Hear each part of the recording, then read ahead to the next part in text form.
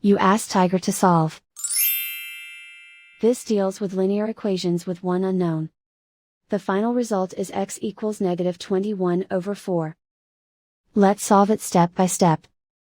Group all x terms on the left side of the equation. Subtract 3x from both sides.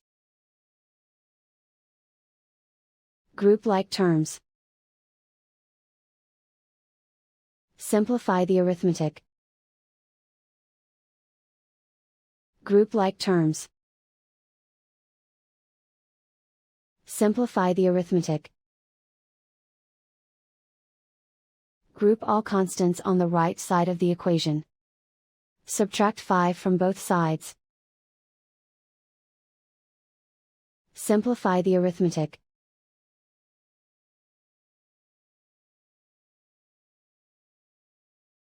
Isolate the x. Divide both sides by 4.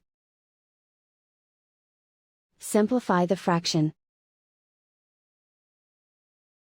And so the final result is x equals -21/4.